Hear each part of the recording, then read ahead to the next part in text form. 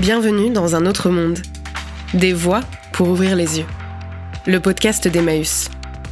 Pour cette deuxième saison, on va partir ensemble dans l'exploration de ce qui nous lie et fonde l'autre monde d'Emmaüs. Le don et l'engagement. À Poitiers, Marseille, dans le Doubs.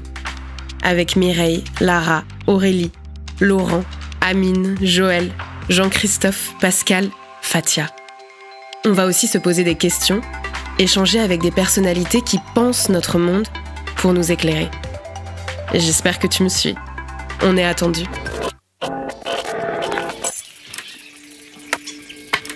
Je ne suis toujours pas fatiguée de cette route, alors que ça fait pas mal de kilomètres parcourus. Je crois qu'il y a tellement d'énergie dans ce qu'on voit ensemble que je ne compte pas trop m'arrêter en chemin. Tu sais, je me faisais cette réflexion. Parfois, quand on traverse une période difficile et qu'on la surmonte, alors qu'on ne pensait jamais réellement y arriver, on réussit alors à lire en l'autre ce dont il a besoin, à se donner et lui donner, comme une simple évidence. Chez Emmaüs, on aide les autres en les mettant en position d'aider à leur tour. Et je trouve que c'est beau, non ? Allez, viens avec moi. On va toucher ça de plus près. À Marseille, dans un lieu un peu particulier. C'est Jean-Christophe qui nous attend à la boutique Solidarité. Le nom m'inspire déjà une belle aventure.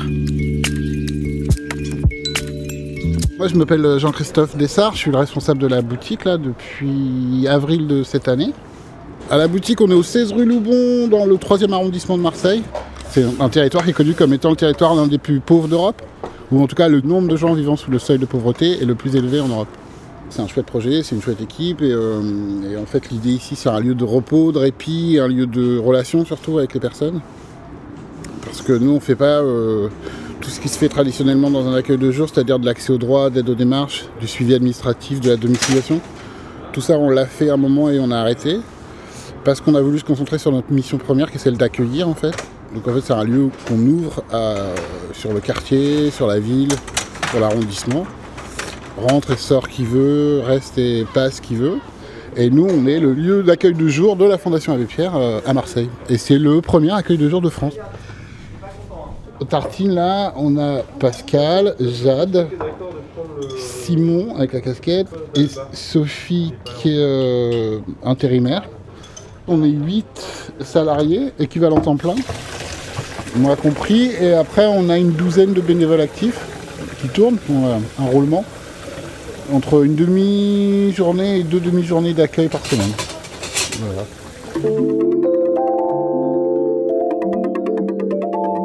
La santé, ça va ? Oui, ça va. Oui, ouais. Bien. Manger quelque chose ? Et sinon, il y a de la soupe de légumes. Je m'appelle Jade, je suis accueillante à la boutique. Voilà, je suis de formation assistante sociale. Mais dans l'équipe, on est tous accueillants, on fait tous le même travail. On accueille les personnes qui souhaitent venir, n'importe qui peut venir. Et on sert le café, le petit déjeuner. Et on peut discuter autour des situations plus personnelles des gens, administratives ou pas. Et les orienter en fonction, selon leurs besoins. Je trouve que c'est un lieu qui respecte vraiment les gens. Il y a un truc vraiment de l'ordre du prendre soin, et avec nos collègues bénévoles. Et ici, c'est aussi notre rôle, quoi. Il y a beaucoup d'affection, on partage des choses fortes ensemble, donc, en gros notre boulot, on se le dit souvent en rigolant, mais notre boulot c'est de l'amour en fait. Humainement c'est ultra riche. On rencontre une diversité de personnes qui ont des cultures différentes, variées. Je crois que s'il y a un truc que ça m'apporte, c'est la question de l'humilité, quoi. Monsieur, Je prends un grand café et 2 sucres. grand café de sucre.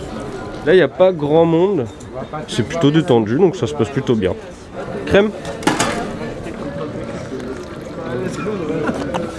Avec du sucre ? Tu joues au ping-pong après ?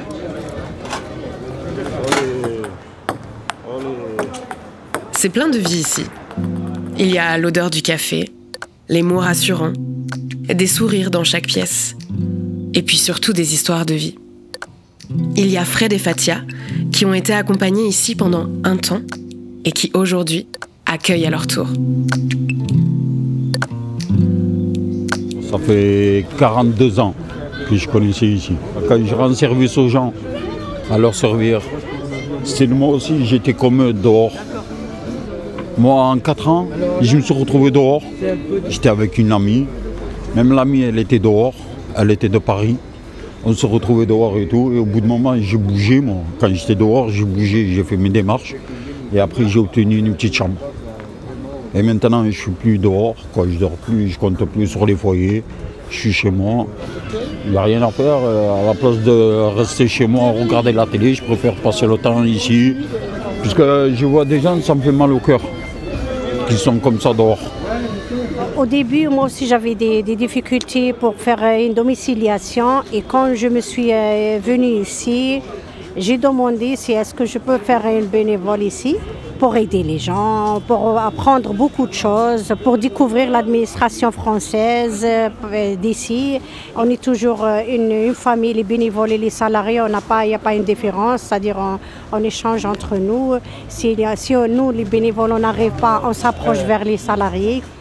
Et je suis très contente parmi ma famille, je la considère comme ma famille, comme frères et sœurs ici. On partage tout, on partage tout. On est une seule équipe.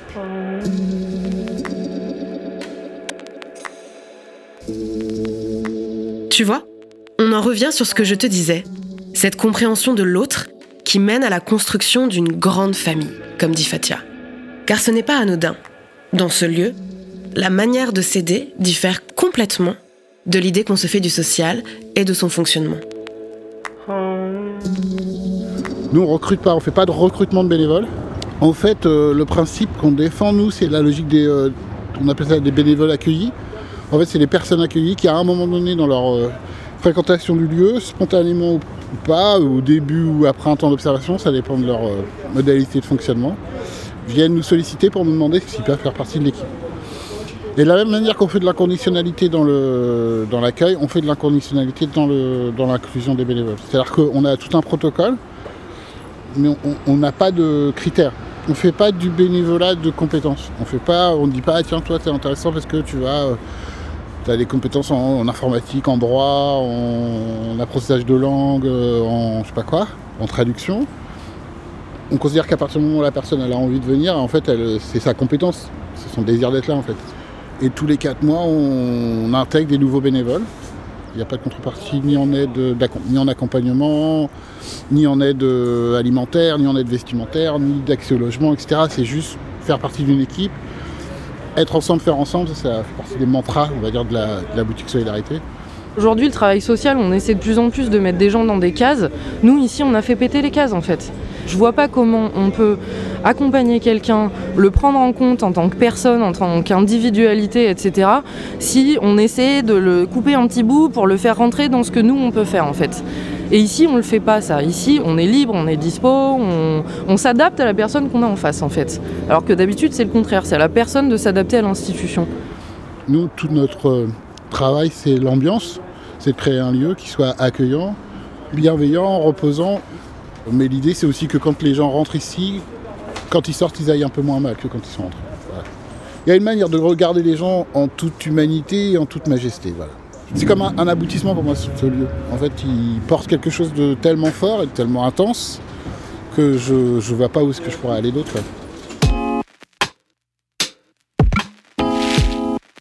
L'évidence, tu vois, celle d'un monde qu'on souhaite et qui est bon, qui se transforme alors d'un monde possible à un monde bien réel, qui se traduit dans cet acte du don.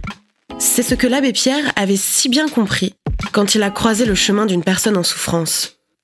Mais tu vois, j'ai encore quelques petites questions sur lui et sur le don.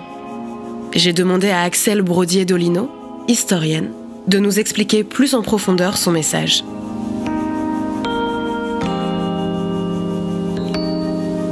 Tu es horriblement malheureux et moi je ne peux rien te donner. Mais toi, puisque tu veux mourir, tu n'as rien qui t'embarrasse. Alors, est-ce que tu ne voudrais pas me donner ton aide pour aider les autres ? Emmaüs, c'est avant tout cela, dire à celui qui se voit être de trop, qui ne se sent plus bon à rien, je n'ai rien à te donner, sauf mon amitié et mon appel à partager mes efforts pour ensemble sauver d'autres.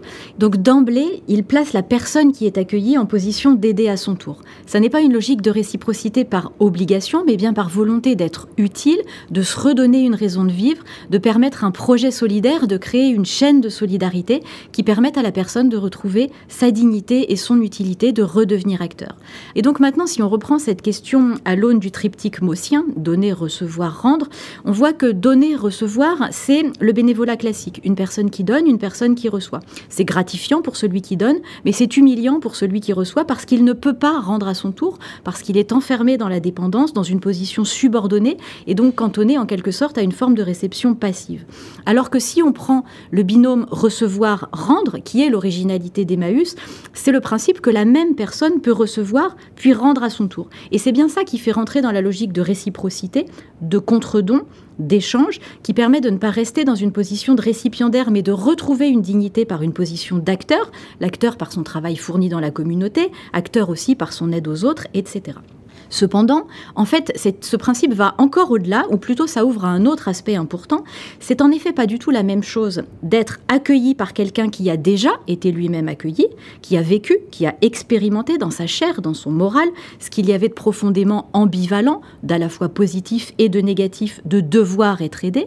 Et donc c'est très intéressant de permettre cette posture d'accueil à d'anciens accueillis, à la fois pour les anciens accueillis, qui peuvent rendre à leur tour, qui peuvent être dans ce pouvoir d'agir, dans cette réappropriation, dans cette transformation, voire dans cette transcendance de leur propre expérience. Et c'est en même temps intéressant pour les nouveaux accueillis, parce qu'il y a fort à parier que les formes, les mots, les attitudes, les gestes de l'accueil ne seront a priori pas les mêmes. La richesse de cette articulation entre l'aidant et l'aidé, elle est plus largement une double métaphore, une métaphore des relations sociales, où tout le monde a, à un moment ou à un autre, besoin de l'aide des autres, quand nous sommes enfants, âgés, malades, etc. Mais tout le monde peut aussi, à un moment ou à un autre, aider les autres, et c'est tout le principe des politiques de care. Donner, recevoir, rendre. Ce triptyque résonne toujours, même 100 ans après. Je crois bien qu'à travers cette route qu'on a parcourue ensemble, on a découvert que derrière tout acte du don, c'est un besoin humain, avant tout, de se lier pour la solidarité. À travers toutes ces étapes, ces initiatives qui font circuler une énergie pour le collectif. Plus on a marché, plus la nuit est tombée. Mais comme tu le sais, la lune veille toujours. Tu la vois ? D'ailleurs, c'est la pleine lune ce soir. C'est dans cette nuit qu'il fait presque jour et que tout est possible. Car l'aube d'un autre monde se dessine déjà. Et on va pouvoir s'y livrer, donner tout ce qu'on a à partager pour le construire ensemble. Cette route du don est loin d'être finie. Ce n'est que le début de notre engagement. Si tu as apprécié ce podcast et que tu veux que d'autres prennent la route avec nous, n'hésite pas à nous suivre et à nous partager. C'était Un autre monde, des voix pour ouvrir les yeux. Le podcast d'Emmaüs, produit par le studio Grande Contrôle.